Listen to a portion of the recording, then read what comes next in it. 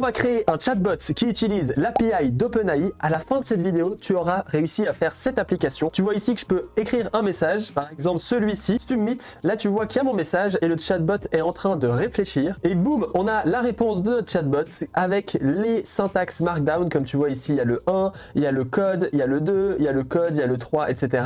Et là, le bot nous explique comment faire une fonction en JavaScript. On va créer cette application de A à Z en utilisant Next.js, Tailwind, bref, des technologies d'enfer afin de créer cette application. Tu vas voir, c'est bien plus simple que ce qu'il en paraît. Afin que tu puisses suivre cette vidéo dans les meilleures circonstances, j'ai créé un fichier Notion qui t'explique chaque étape que je vais faire dans cette vidéo afin que si je vais trop vite, tu puisses te remettre sur le fichier Notion afin de suivre chaque étape une par une. On va commencer directement et moi-même je vais suivre mon propre fichier Notion pour faire cet exercice. Tu vas voir, c'est super intéressant de faire ce chatbot avec OpenAI et c'est bien plus simple que ce que tu pourrais croire. C'est parti pour notre chatbot. La première étape, c'est de setup notre application Next.js. Pour ça, il y a la documentation qui t'explique comment faire, mais en clair, tu peux utiliser cette commande. Dans le fichier Notion, j'utilise PNPM et NPM, mais moi personnellement, je vais utiliser PNPX et PNPM.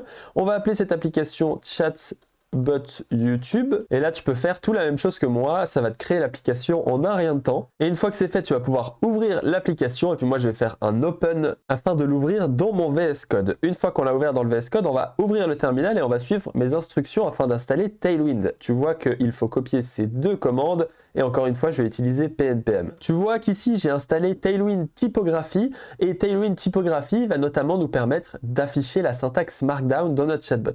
On va ensuite pouvoir copier le fichier tailwind.config.js et on va le coller dans celui-ci. On va pouvoir aussi copier le global.css et on va remplacer dans app/global.css tout le contenu par ceci. Dans le setup du projet ici, je te propose de supprimer tous les trucs un peu inutiles comme page.module.css et dans page, on va venir remplacer tout ce qui était là avant par juste ce petit bout de code afin d'avoir un début tout simple. On va tout de suite installer nos autres librairies, c'est-à-dire les trois ici, TanStack React Query, OpenAI et React Markdown. On va copier et on va pouvoir encore une fois faire PNPM install TanStack React Query, OpenAI et React Markdown. Moi, tu vas voir qu'il s'installe très rapidement et c'est normal parce que j'ai déjà installé grâce à PNPM, ça va encore plus vite. Une fois qu'on a fait ça, ici, je vais mettre plus dans l'ordre, je pense, mais on va copier ce fichier provider.tsx et on va aller dans app et on va créer un fichier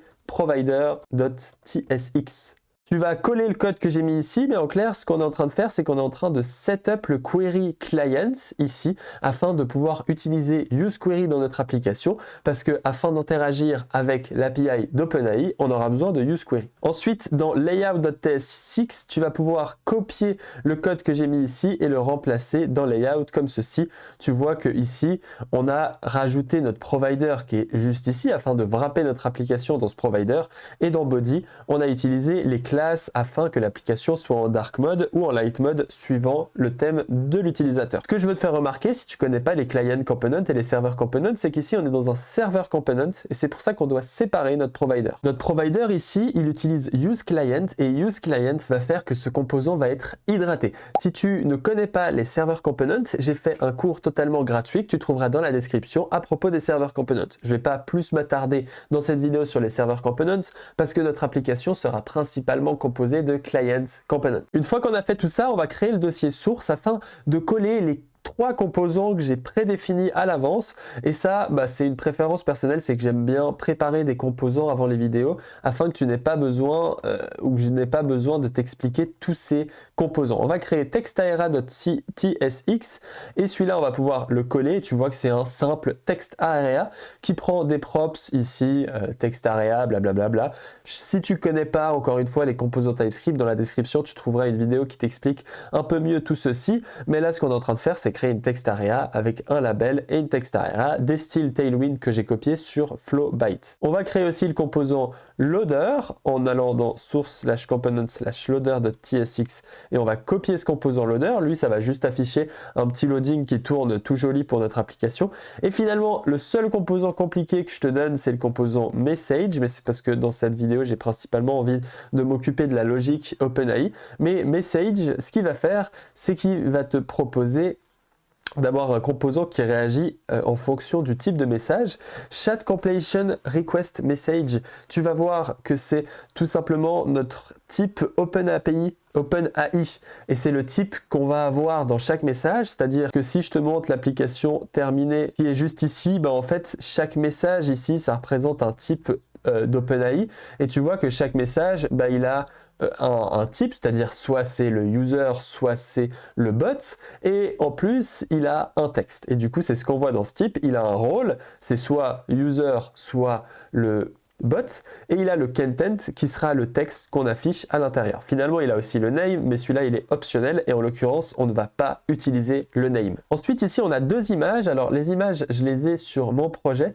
On va premièrement avoir avatar.webpack que tu vois juste ici. Ces deux fichiers tu les trouveras dans le fichier Notion, et on va les coller dans le fichier public. Donc tu vas prendre avatar.webpack et ia.png et on va les mettre ici. Tu vois que ia.png, j'ai pris une petite image générée par Midjourney, je le trouvais assez mignon. Tu peux mettre l'image que tu veux. Et avatar.webpack, c'est juste un petit avatar comme ça qui nous rappelle qu'on est des humains et qu'on n'est pas très beau. Image URL, ici tu vois que c'est avatar.webpack, ici ia.png.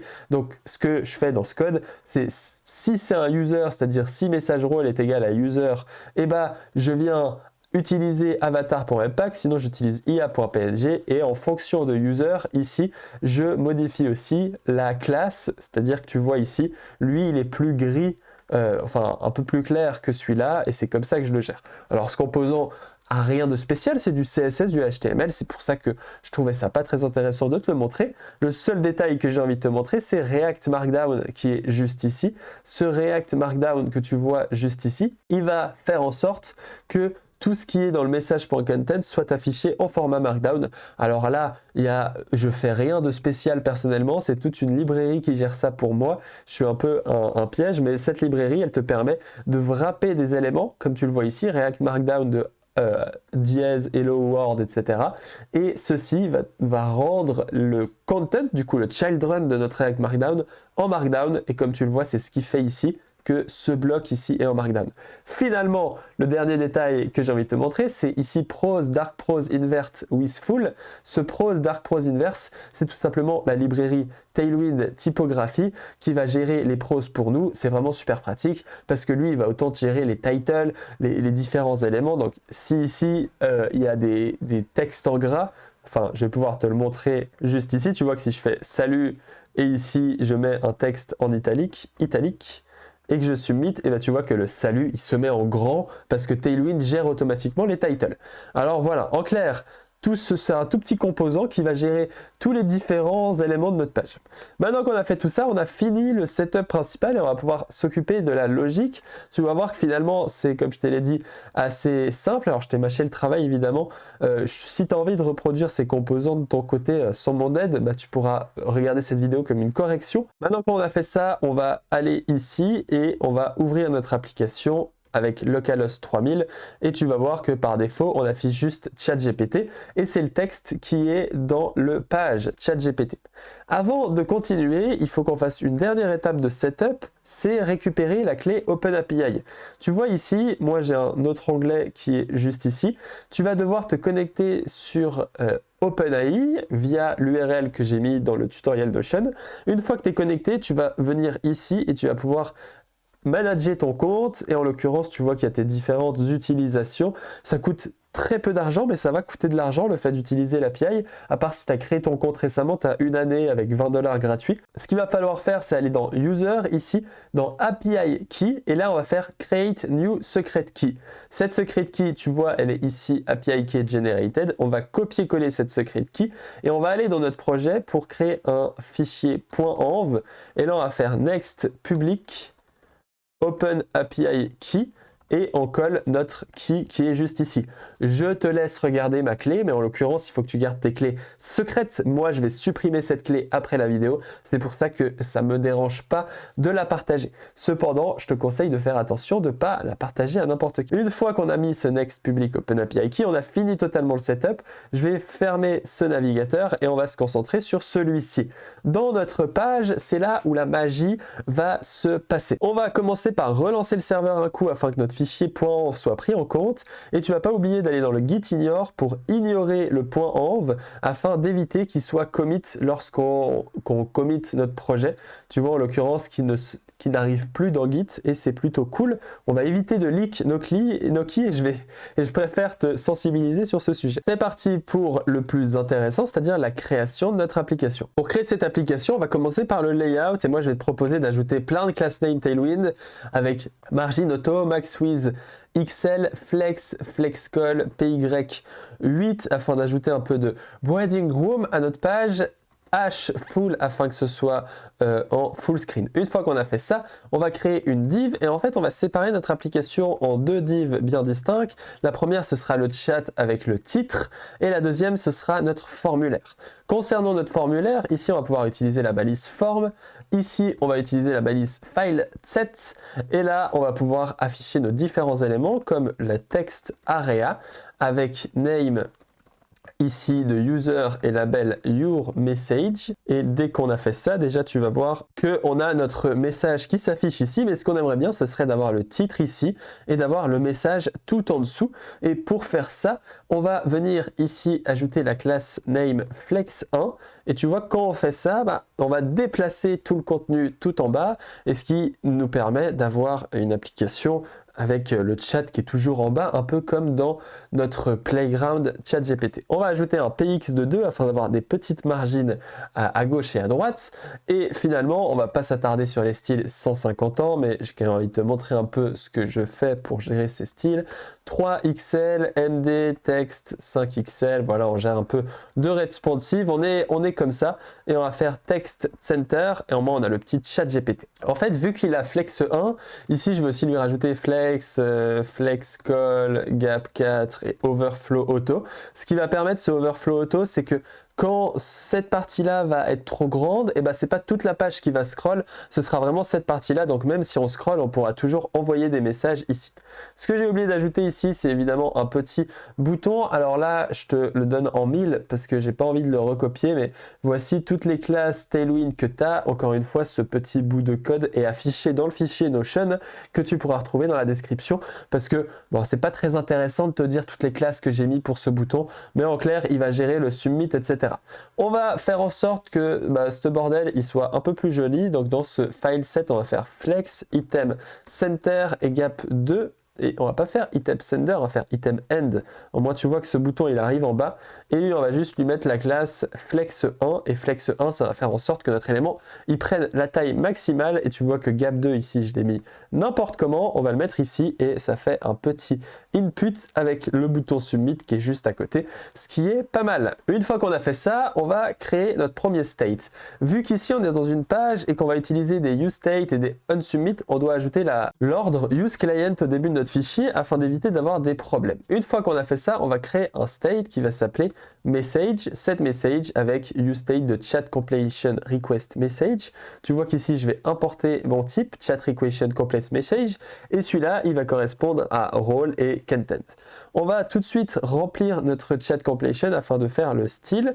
On va mettre le role en tant qu'assistant, le content en tant que salut, je suis ChatGPT, demande-moi n'importe quoi. On va laisser Copilot nous remplir tout ceci parce que entre nous, c'est pas super intéressant. Ça va juste permettre de définir le style qui est juste ici. D'ailleurs, pour ce faire, en dessous de notre H1, on va rajouter un UL. Ce H1, on va lui rajouter, ce UL, pardon, on va lui rajouter ses différentes propriétés avec le flex 1 afin qu'il prenne toute la taille. Tu vois que si ici j'affiche ce petit débugger, tu vois que grâce au flex 1, notre UL prend la taille maximale. Et là, on va pouvoir utiliser message.map de message qui va sur, et là on va juste prendre aussi l'index, tu vas voir pourquoi juste après. Et ici on va ajouter message avec comme message, message, et comme key, moi je vais faire le mélange entre message.content plus i. En fait ici nos messages ils vont pas pouvoir être réordonnés. À aucun moment un message, le premier va être ordonné en tant que deuxième, etc. Et en l'occurrence, OpenAI ne nous offre pas d'ID. Tu vois que le type chat completion request message, c'est un mélange entre role, content et name. En l'occurrence, vu qu'on n'a pas d'ID, j'ai pas d'identifiant unique pour mes keys, donc je suis obligé d'utiliser un mélange avec une certitude que c'est unique, c'est-à-dire ici j'utilise l'index, c'est pas la meilleure pratique, mais ici en l'occurrence c'est le seul moyen. Je vais mettre mes lunettes pour continuer cette vidéo. Ici on va juste rajouter un petit truc, si message.length il est complètement à 0, et on va afficher un petit li qui nous dit no message yet start de conversation. Bon, une fois qu'on a fait ça, tu vois que notre application niveau UI, elle fonctionne. Alors, comme je t'ai dit ici, le tutoriel, il n'est pas là pour t'apprendre à faire du CSS ni du Tailwind, mais on a toute cette application qui fonctionne, qui est jolie. Si je peux te donner quelques conseils pour faire ce site, j'ai utilisé Flowbyte, qui est une librairie Tailwind qui te permet de faire des recherches, par exemple, button, tu viens ici, tu récupères le button, tu récupères le bouton 1, tu copies, tu colles dans ton projet et c'est déjà terminé, c'est super pratique. Malheureusement ici, je n'avais pas le style disable, donc moi j'ai ajouté des styles disable dans mon bouton, donc à toi de gérer comme tu veux. Et ici, concernant le file set, il a un avantage cool, c'est que si ici je fais disable égale true, et tu vois que ici, juste en faisant lui disable égale true, ça fait que et mon texte area, je peux plus cliquer dedans, et mon onSubmit, tu vois qu'il y passe en disable. C'est-à-dire que ce file set, au lieu d'afficher disable ici et disable ici, il vient il vient gérer toutes mes propriétés. On va continuer en créant la fonction handleSubmit, en faisant handleSubmit, avec un event qui est de type formEvent de HTML formElement. Et ici, lui, il va aller sur e.preventDefault et on va gérer un form data. Le form data, c'est bien le meilleur moyen de récupérer le content de ce texte parce qu'on va pouvoir faire constUser est égal à string de formData.getUser. Ici, ce getUser, il va se baser sur le name qui est juste ici, donc on va récupérer le contenu de l'élément qui a le name user. Une fois qu'on a fait ça, on va créer un new message et là, c'est un bon moyen de te montrer une petite subtilité. Là, on va faire content est égal à user et là, je vais faire satisfy de chat completion request message. Ce qui fait que si ici j'oublie content, je vais avoir une erreur parce que ce satisfy me permet de vérifier que je respecte bien le type chat completion request message. En l'occurrence, c'est le cas. Je vais créer un objet new message qui va représenter ceci et puis je vais faire set message new message. Tu sais que de base j'aime bien utiliser cette syntaxe là, mais en l'occurrence je ne vais pas l'utiliser parce que j'ai besoin de ce new message pour faire la request juste après. Une fois qu'on a fait ça, ici on va faire e.currentTarget.reset afin de reset ce qu'on a écrit dans le formulaire. Une fois qu'on a fait ça, on va utiliser le handleSubmit dans notre formulaire pour faire onSubmit est égal à handleSubmit. Maintenant, on va pouvoir tester l'application en faisant yourMessage, par exemple, salut Melvin, et en faisant submit, tu vois qu'il y a bien le salut Melvin qui s'ajoute. Ici, je peux faire bonsoir, et il y a bien le bonsoir qui s'ajoute. Donc, on vient ajouter chaque élément. Ici, je vais te montrer juste un petit cas tricky. Par exemple, si ici, je rajoute salut, salut, salut, et tu vois que ça commence à scroller et moi j'aimerais bien quand même que quand j'ajoute des messages, mon navigateur il scrolle automatiquement sur les nouveaux messages. Pour ça on va créer une petite référence ici en dessous de notre state, constref est égal à useRef et dans ce ref on va stocker une HTML UL list elements et ici tu vois que je vais ajouter une ref ici, ref est égal à ref et là je vais créer une petite fonction qui va scroll au dernier élément, par exemple scroll to last message et ici on va ajouter ce petit code tchouk tchouk tchouk. Tu vois qu'ici il me fait une petite erreur parce qu'il faut passer nul en paramètres par défaut. Si tu sais pas pourquoi, je l'explique dans un cours privé, mais bon c'est pas grave. Ici dans scroll to last message, au moins ici je vais pouvoir rajouter scroll to last message, ce qui fait qu'au moins quand j'écris ici par exemple bonsoir, et là on va juste envoyer plein de fois bonsoir, bonsoir, bonsoir. Tu vois qu'automatiquement maintenant mon navigateur il scrolle sur le dernier élément, donc si ici j'écris salut, boum, je vois salut. C'est quand même assez agréable dans un chat de voir les nouveaux messages afin de pas toujours attendre un peu dans le vide. Une fois qu'on a fait ça, on va pouvoir utiliser useQuery et tu vas voir pourquoi j'utilise useQuery et pas useEffect. Qu'est-ce que tu aurais fait pour récupérer l'API d'OpenAPI généralement? On aurait pu récupérer le prompt ici et puis faire un set state, mais ça va être difficile de gérer le state de loading, le state de l'erreur, le onSuccess, etc. Enfin, difficile, ça va, ce sera pas super hardcore, mais quand même j'ai envie de te montrer en utilisant useMutation, tu vas voir le code devient d'un seul coup beaucoup plus simple. Alors, avant de faire ça, on va créer la request OpenAI chat. Et tu vas voir qu'après, je vais le faire sans. Alors, mon OpenAI chat, je vais le faire avec toi. OpenAI chat, ici, lui, il va prendre un paramètre message chat completion message. Et on va l'appeler d'ailleurs create chat completion. Et là, on va pouvoir faire une arrow function avec const configuration, new configuration. Et là-dedans, on doit passer l'API key qui sera égal à process.env. Et là, vu qu'on est côté front, tu vois que si je fais ça, mais dès qu'ici, je mets next public OpenAI key, tu vois qu'on a la bonne clé. Et ça veut dire qu'on a bien notre clé qu'on a générée juste avant. On va ensuite créer le client OpenAI en faisant OpenAI est égal à new OpenAI API avec en paramètre configuration. Et là, on va pouvoir faire return OpenAI completion chat post. Alors ça, c'est Copilot, il m'a fait n'importe quoi. Create chat completion avec comme modèle GPT 3.5 Turbo. Alors d'ici là, il y aura peut-être des nouveaux modèles quand tu regardes cette vidéo. Tu peux, pour voir les modèles, aller en fait sur Account API Key ici. Si on vient là, en fait, là, tu pourras avoir le Playground. Et ici, dans Playground, tu peux aller dans Chat et tu vois les différents modèles qui sont ici. Tu peux choisir soit GPT 3.5 Turbo, soit celui-là. Puis quand il y aura GPT 4, tu pourras utiliser GPT 4 juste ici.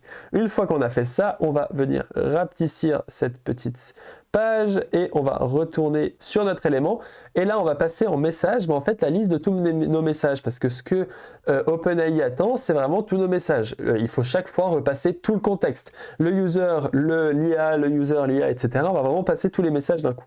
On va supprimer ceci afin de ne pas faire des bêtises et dans notre create chat completion, on va directement l'utiliser ici pour voir si ça marche.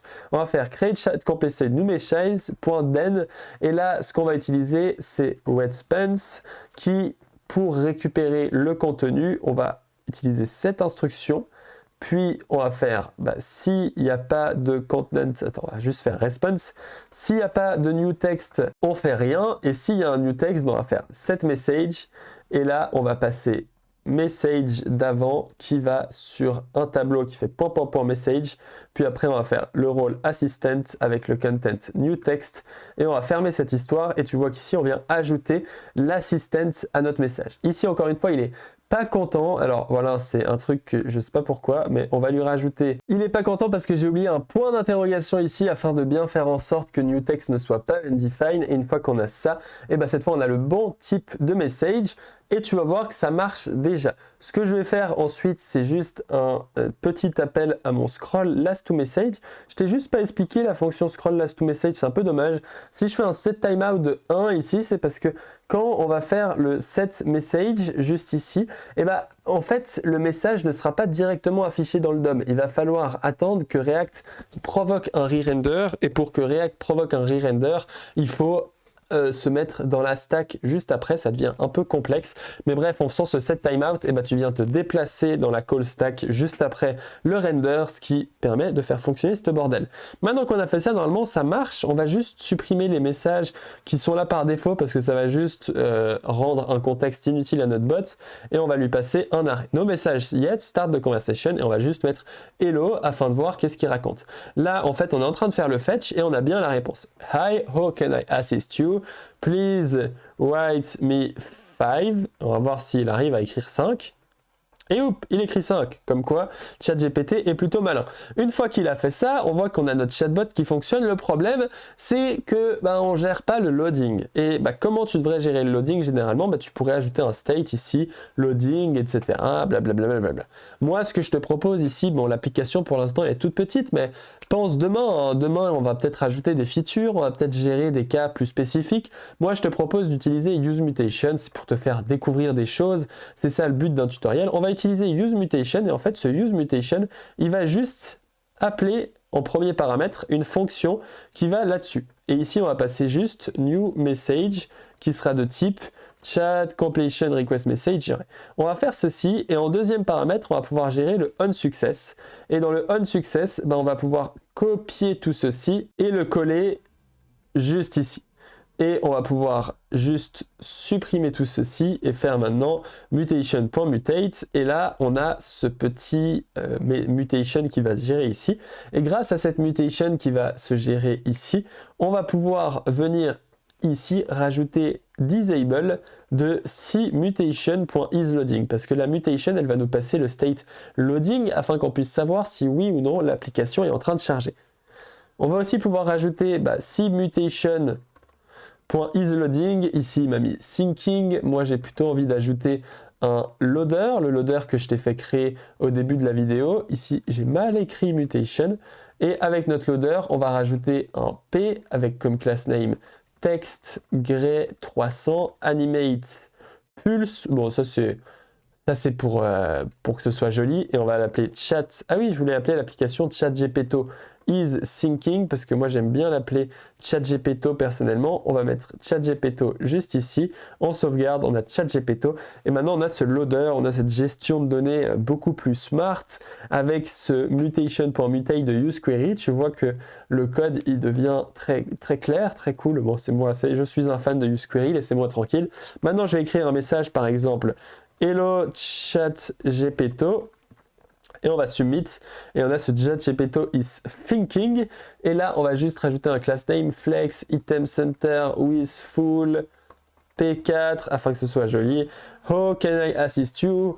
Please say me good morning. Hop, good morning.